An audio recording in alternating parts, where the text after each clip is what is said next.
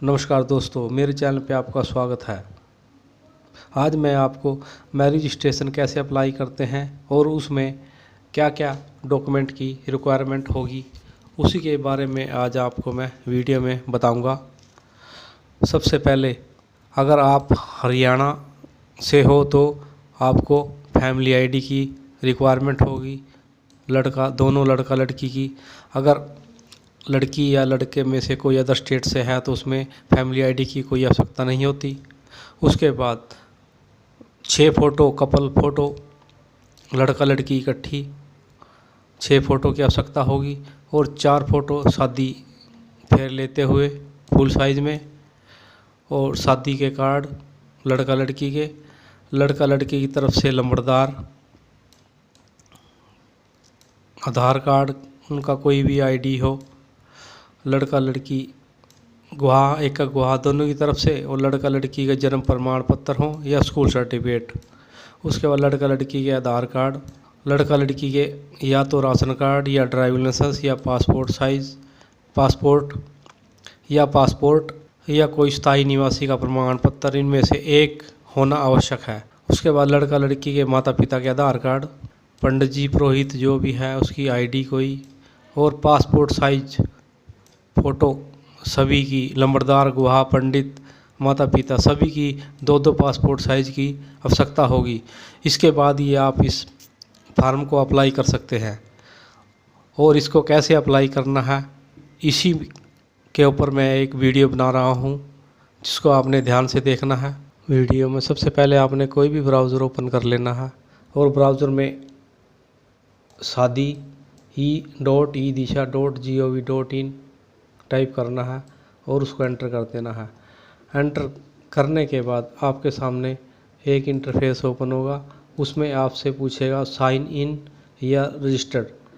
तो अगर आपने यूज़र आईडी पहले से ही क्रिएट किया हुआ है तो आपने साइन इन पर क्लिक करना है, और आपने रजिस्टर्ड करना है तो आपने रजिस्टर्ड पर क्लिक करने के बाद पहले अपना यूज़र आईडी पासवर्ड क्रिएट करना है और फिर इसको अप्लाई करना है। इसलिए मैंने अपना पहले से ही यूज़र आईडी पासवर्ड पहले क्रिएट किया हुआ है, इसलिए मैं साइन इन पर क्लिक करूँगा। साइन इन पर क्लिक करने के बाद यूज़र नेम और पासवर्ड पूछेगा। मैं अपना यूज़र नेम और पासवर्ड एंटर करूँगा। पासवर्ड एंटर करने के बाद इसको यहाँ से लॉगिन पर क्लिक करूँगा। जैसे ही लॉगिन पर क्लिक करूँगा उसके बाद एक इंटरफेस ओपन होगा और आपके सामने एक इस तरह का इंटरफेस ओपन होगा। और अभी मैं न्यू रजिस्ट्रेशन करूँगा क्योंकि मैंने अभी मेरे रजिस्ट्रेशन को अप्लाई करना है।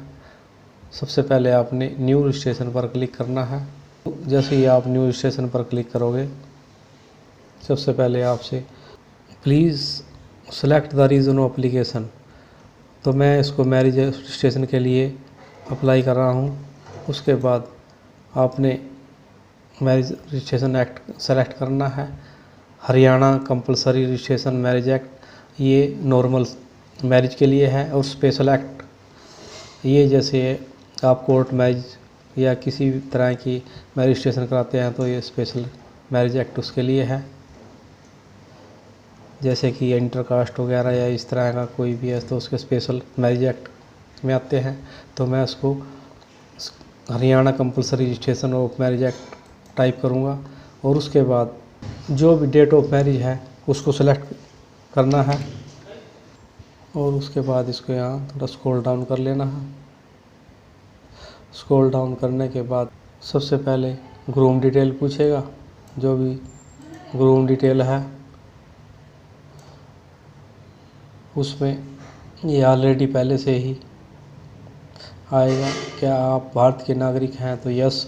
उसके बाद आपकी कंट्री के बाद आपका स्टेट, जो जिस स्टेट का भी है आपका उसको सेलेक्ट कर लेना है। स्टेट के बाद अपना डिस्ट्रिक्ट, जिस भी डिस्ट्रिक्ट से हो, और डिस्ट्रिक्ट के बाद आपने अपनी जो भी फैमिली आईडी है और अपनी फैमिली आईडी को एंटर करना है।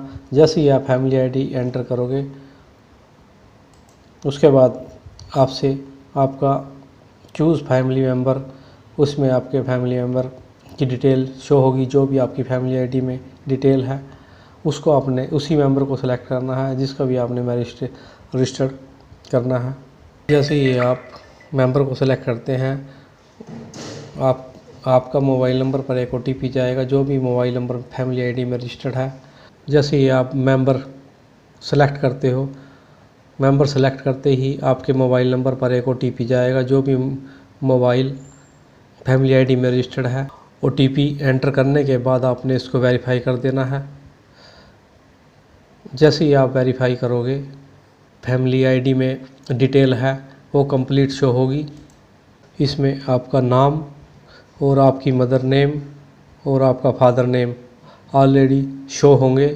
जो भी आपकी फैमिली आईडी में डिटेल शो है वही आपको यहाँ पे शो करेगा। उसके बाद आपने इसको स्क्रॉल डाउन कर लेना है।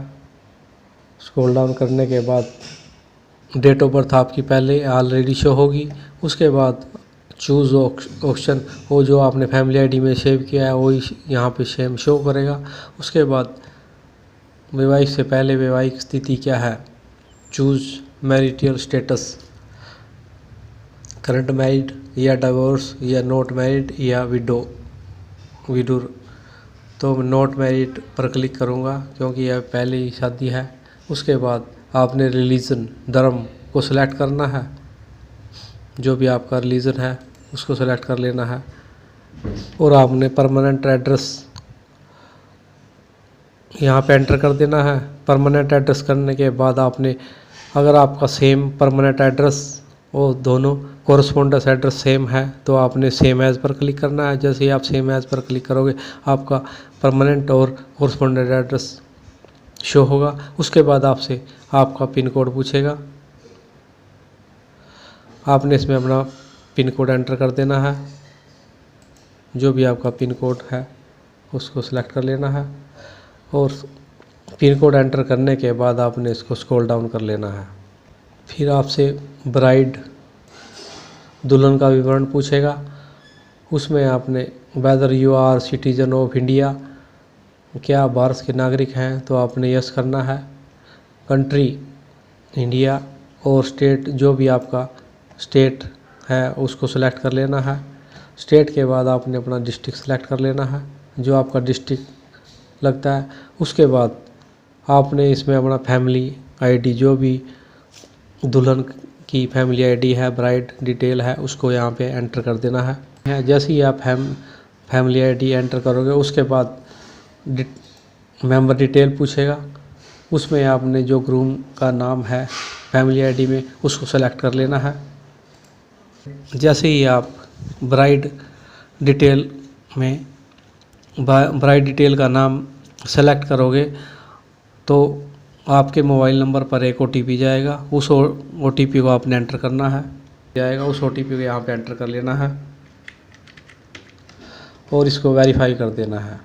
जैसे आप OTP वेरीफाई करोगे आपका नेम, ब्राइड नेम और मदर्स नेम और उनके फादर्स नेम ऑलरेडी शो होंगे।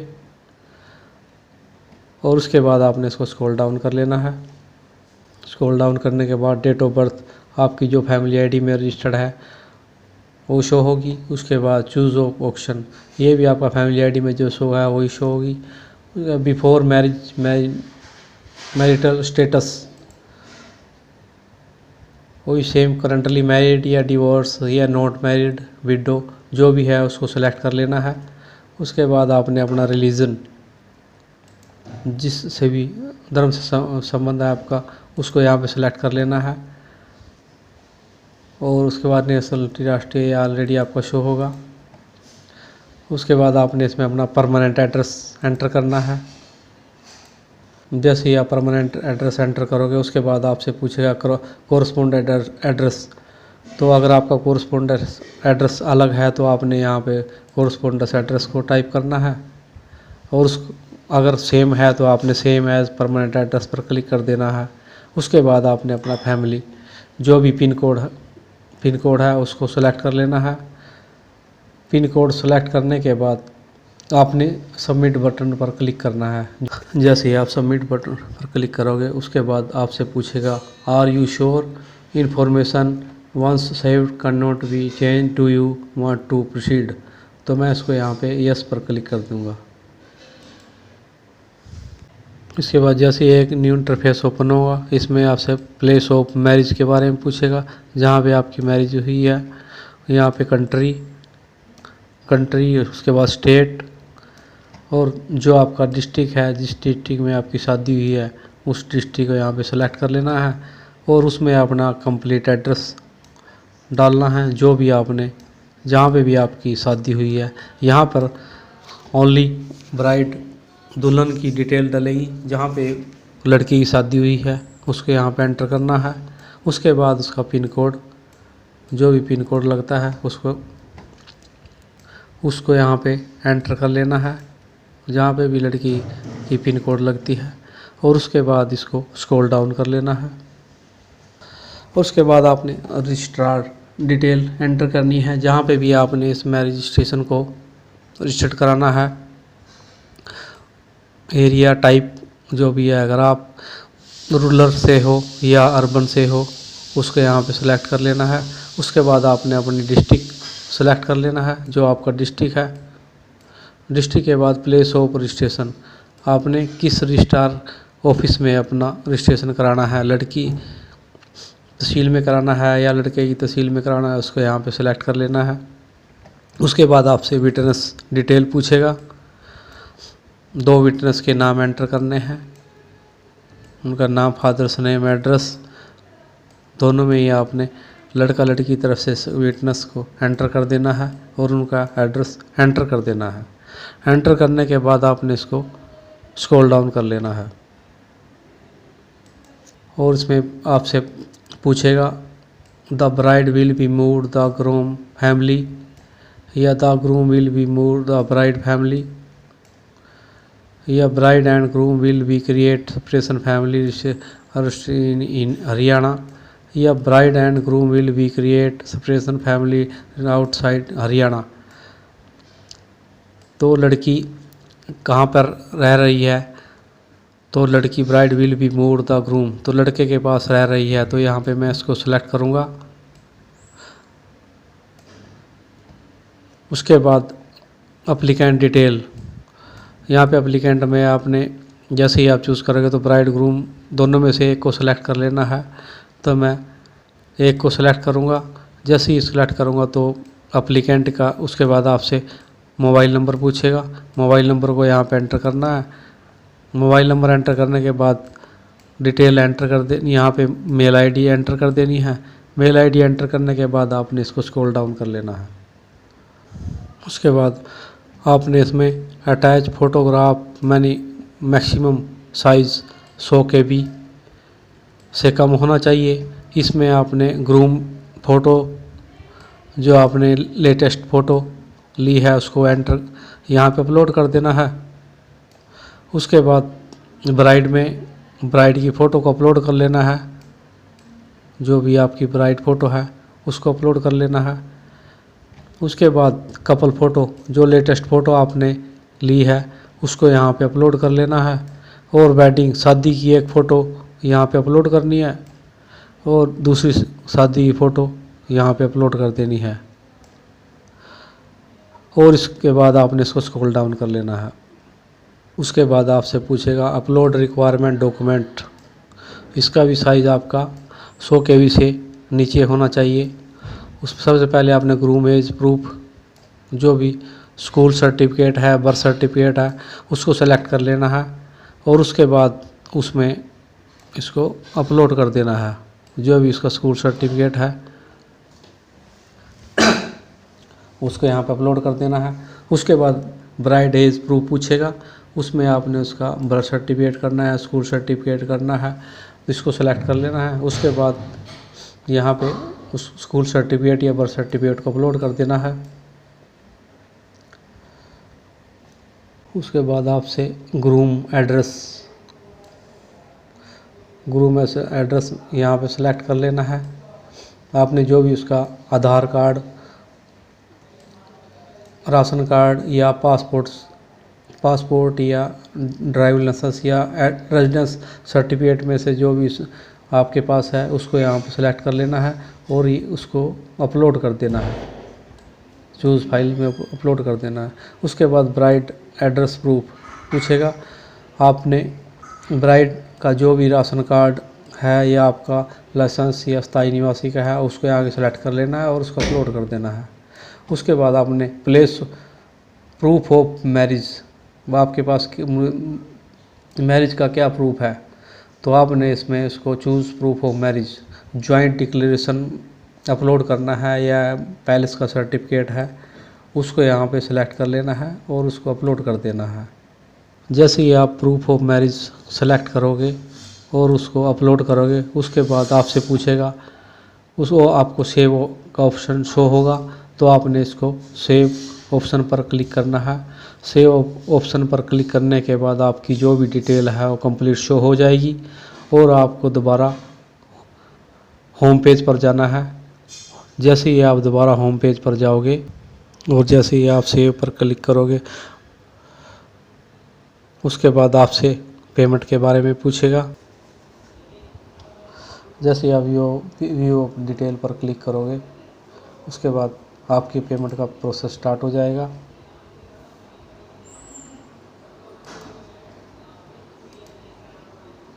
और आपने इसको स्क्रॉल डाउन करना है। स्क्रॉल डाउन करने के बाद आपने confirm that the above data has been verified and correct, तो आपने इस पर चेक बॉक्स पर क्लिक करना है और इसको यहाँ से पेमेंट पर प्रोसीड कर देना है। जैसे ही आप पेमेंट प्रोसीड करोगे उसका आपका पेमेंट का प्रोसेस स्टार्ट हो जाएगा और आपने इसको यहाँ पे सेलेक्ट कर लेना है। सेलेक्ट करने के बाद आपने इसको यहाँ प्रोसीड कर देना है। प्रोसीड करने के बाद आपका जो भी ट्रांजैक्शन अमाउंट है वो आपके सामने शो होगा। आपसे आपका SBI नेट बैंकिंग या अदर बैंक नेट बैंकिंग या स्टेट डेबिट कार्ड या अदर बैंक डेबिट कार्ड पूछेगा। जिससे भी आपने पेमेंट करना है उस पेमेंट को आप कर सकते हो और इसको यहाँ पे उसी को ही आपने सेलेक्ट करना है। सेलेक्ट करने के बाद आपका पेमेंट का प्रोसेस स्टार्ट हो जाएगा और आपकी जो भी पेमेंट है वो आपके अकाउंट से कट जाएगी और पेमेंट। और आपने लोड अपॉइंटमेंट शेड्यूल पर क्लिक करना है। जैसे ही आप लोड अपॉइंटमेंट शेड्यूल पर क्लिक करोगे आपकी जो भी मैरिज का अपॉइंटमेंट है वो बुक हो जाएगी। जिस भी डेट को आपने बुक करना है उस पर आप अपनी डेट को सिलेक्ट कर सकते हो और आपने इसमें अपनी डेट को भी सिलेक्ट कर लेना है। जो जिस भी डेट को आपने अपॉइंटमेंट करनी है उस डेट को यहाँ पे सेलेक्ट कर लेना है। सेलेक्ट करने के बाद आपने इसको सबमिट कर देना है। सबमिट जैसे ही आप इसको सबमिट करोगे और ऐसे आपकी जो भी आपने स्लॉट बुक किया है वो उसको आपने प्रिंट कर लेना है और उसको डाउनलोड कर लेना है। और आपने जो भी आपकी hard copy marriage registration certificate के लिए आपने मैरिज की फाइल बनाई है उसमें इसको अटैच कर लेना है और अपने जहाँ भी जिस भी आपने रजिस्ट्रार ऑफिस के लिए अप्लाई किया था उसी रजिस्ट्रार ऑफिस में इस फाइल को सबमिट करा देना है। और सबमिट कराने के बाद उसमें लड़का लड़की उसके माता पिता और लंबड़दार और विटनेस या कोई ग्राम सरपंच जो भी है उसको एक बार तहसीलदार रजिस्ट्रार के पास पेश होना है और उसके बाद ही आपका मैरिज सर्टिफिकेट बनेगा। और मैरिज सर्टिफिकेट बनने के बाद आप उसको खुद भी डाउनलोड कर सकते हो और आपके पास मैसेज आएगा, उसके बाद ही आप इसको सर्टिफिकेट को डाउनलोड कर सकते हो। मैंने आपको मैरिज सर्टिफिकेट कैसे अप्लाई करते हैं और उसके लिए क्या क्या रिक्वायरमेंट है इसके बारे में आपको कंप्लीट प्रोसेस बता दिया है। मेरी वीडियो अच्छी लगी है तो लाइक करना और मेरे चैनल को भी सब्सक्राइब करना। धन्यवाद दोस्तों।